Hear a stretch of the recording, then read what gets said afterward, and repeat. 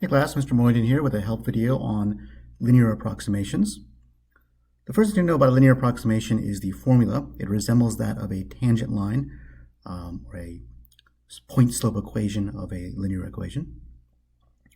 So you have the slope times x minus an x value plus a y value, or m x minus x1 plus y1 when you solve that equation for y. And in this particular problem, we're given an x value of -1. So that's going to be our input value, whether you call it a or x1. It's going to be that value there. And we're also given that the output at -1 is 10. And that corresponds to a y value. So in reality, we have an x value and a y value from the given information, if we interpret it correctly. And we're given this curious derivative. And of course, derivative is synonymous in many ways with the idea of slope or rate of change. So the m in our equation is going to come from the derivative in some form or other.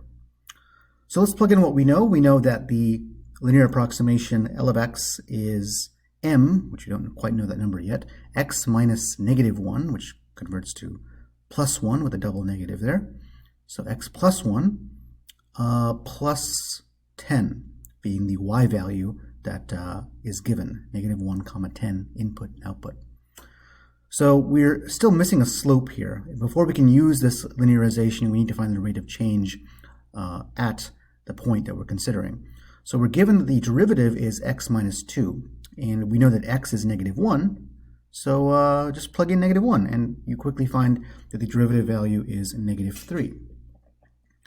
So now we have our, if I get enough room here, we have our ingredients for our tangent line or linear approximation laid out nicely.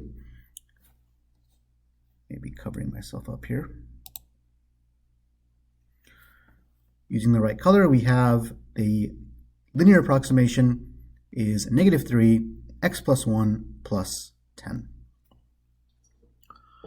So with that, we now need to actually address the question, which is, what is the approximation of